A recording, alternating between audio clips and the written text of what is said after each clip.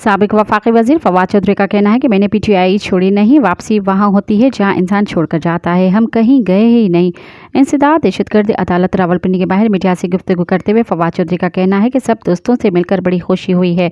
अल्लाह सबके ऊपर आसानियाँ करे, अल्लाह करे हम एक नॉर्मल सूरत-हाल की जानब बढ़ें। उनका कहना था कि मौजूदा हुकूमत की कोई साख्त नहीं है, फार्म 47 पर खड़ी है। मौलाना ने फैसला कर लिया है कि हुकूमत पिटेगी।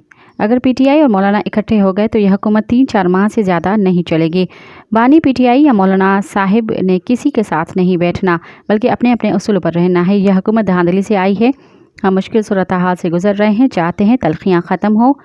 उनका मज़ीद कहना था कि हमारी कहानी अभी सामने नहीं आई, कहानी उनकी सिर्फ सामने आई है जो TV पर बात कर सकते हैं।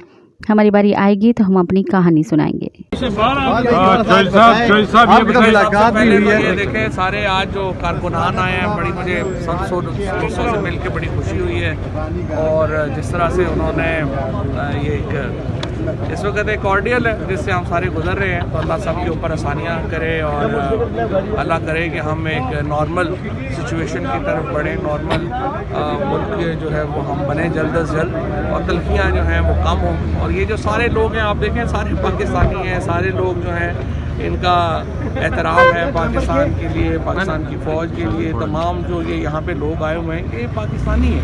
सो मेरा उम्मीद है कि आसानियाँ हों और अल्लाह करे हम जज साहब ये बताइएगा कि आपकी मुतल्लिक जो खबरें चल रही हैं कि आप PTI में वापस जा रहे हैं, कुछ जिम्मेदारी ले रहे हैं। वापस तो उधर होता है जहाँ बंदा छोड़ता है, हम तो गए ही नहीं गए।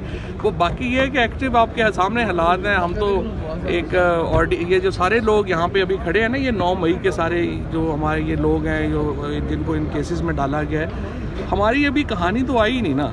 अभी तो सिर्फ उन लोगों की कहानी आ रही है जिनको कहानी बयान करने की इजाज़त है, जो टीवियों पे बैठ सकते हैं, जो रोज़ जो है वो आ जा सकते हैं, कर सकते हैं। हमारी साइड की तो भी स्टोरी ही नहीं आई, वो आप सुनेंगे तो आपको पता नहीं कब आएंगी। जो साहब ये बताइएगा कि एस्टेब्लिशमेंट के साथ कोई मुज़ाकरात की बातें चल रही हैं? हमें क्या पता, हम तो जेल में होते हैं। ये बताएं हुकूमत की कारकर्दगी को कैसे देखते हैं? हुकूमत तो देखिए, ये हुकूमत की लेजिटिमेसी नहीं है। हुकूमत तो फॉर्म 47 पे खड़ी है। कल मौलाना फजल रहमान की जो तकरीर है, मेरा ये ख्याल है कि अगर फजल रहमान साहब ने फैसला कर लिया कि हुकूमत हटेगी और PTI और फजल रहमान किसी मौके के ऊपर इकट्ठे हो गए, तो ये हुकूमत 2 से 3 महीने से ज़्यादा नहीं चली। तो आप क्या समझते हैं कि इसमें कितनी उनको कामयाबी हासिल होगी? मौलाना फजल रहमान के मौलाना फजल रहमान ने इस वक्त खैबर पख्तूनख्वा सूबा पूरा एक तरफ खड़ा है।